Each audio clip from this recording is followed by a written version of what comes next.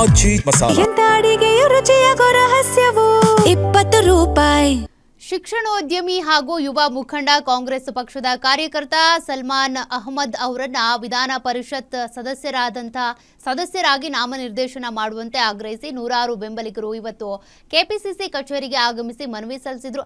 ಸಲ್ಮಾನ್ ಅಹಮದ್ ಅವರು ಶಿಕ್ಷಣ, ಆರೋಗ್ಯ, ಕ್ರೀಡೆ, ಯುವ ಸಬಲೀಕರಣ, ಉದ್ಯೋಗ ಸೃಷ್ಟಿ, ಸಮುದಾಯ ಅಭಿವೃದ್ಧಿ ಹಾಗೂ ಸಮಾಜ ಸೇವೆ ಕ್ಷೇತ್ರಗಳಲ್ಲಿ ನಿಲ್ಲಿಸಿರುವ ಸೇವೆ ಹಾಗೂ ಅವರ ಸಂಘಟನಾ ಮತ್ತು ಸಾರ್ವಜನಿಕ ಸೇವಾ ಅನುಭವವನ್ನು ಗಮನಿಸಿ ಅವರಿಗೆ ಎಂಎಲ್ಸಿ ಸ್ಥಾನವನ್ನು ನೀಡಬೇಕು ಅಂತ ಬೆಂಬಲಿಗರು ಒತ್ತಾಯಿಸಿದ್ದಾರೆ.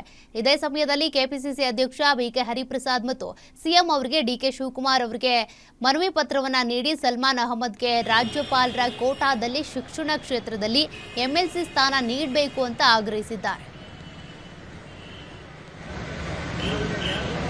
ಇಲ್ಲಿ ಬಂದಿದ್ದೀವಿ. ಅವರೊಬ್ಬ ಯುವ ಶಕ್ತಿಯಾಗಿದ್ದಾರೆ. ಅನೇಕ ಜನರಿಗೆ ತುಂಬ ಸಪೋರ್ಟ್ ಮಾಡಿದ್ದಾರೆ. ಬಡ ವಿದ್ಯಾರ್ಥಿಗಳಿಗೆ ಅವ್ರಿಗೆ ವಿದ್ಯಾಭ್ಯಾಸಕ್ಕೆ ತುಂಬ ಅನುಕೂಲ ಮಾಡಿಕೊಟ್ಟಿದ್ದಾರೆ. ಇದಲ್ಲದೆ ರೋಗಿಗಳಿಗೆಲ್ಲ ಉಚಿತವಾದ ಆರೋಗ್ಯ ಸೇವೆ ಕೊಡ್ತಾ ಇದ್ದಾರೆ. ಮತ್ತು ಅವ್ರು ತುಂಬ ಕೆಲಸಗಳು ಮಾಡ್ಕೊಂಡು ಬಂದಿದ್ದಾರೆ. ಇನ್ನೂ ಹೆಚ್ಚಿಗೆ ಬೆಂಗಳೂರಲ್ಲದೆ ಇಡೀ ಕರ್ನಾಟಕಕ್ಕೆ ಅವ್ರ ಸೇವೆ ಬೇಕಾದರೆ ನಾವು ಅವ್ರಿಗೊಂದು ಅಧಿಕಾರ ಕೊಡಬೇಕಾಗತ್ತೆ.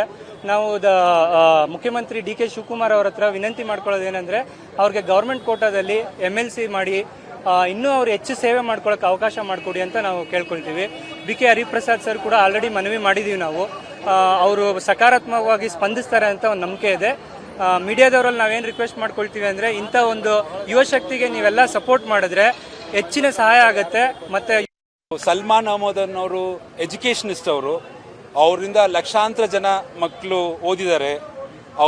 ಅವರಿಂದ ತುಂಬ IITians, MBBS, doctors, UPSC, IPS officers ಎಲ್ಲ ಅವ್ರನ್ನ ಕ್ರಿಯೇಟ್ ಮಾಡಿರೋರು.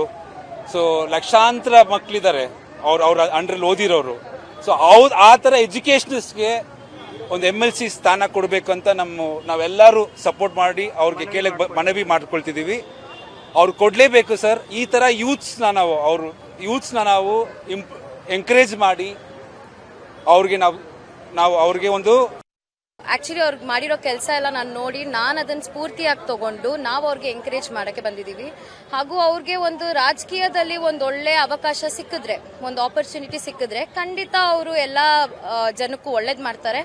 ಹಾಗೂ ನಾನು ಮೀಡಿಯಾಯಿಂದ ಹಾಗೂ ಜನಗಳಿಂದ ಅಥವಾ ರಾಜಕೀಯ ಪಕ್ಷಗಳಿಂದ ಹೌದು ಸರ್, ಪಾಟೀಲ್ ವರ್ಕ್ ಮಾಡಿದ್ದಾರೆ, NSUIL ಇದ್ರು, ಹಾಗೂ ಅವರು IYC ಸ್ಪೋರ್ಟ್ಸ್ ಅಲ್ಲಿ ಚೇರ್ಮನ್ ಆಗಿದ್ರು.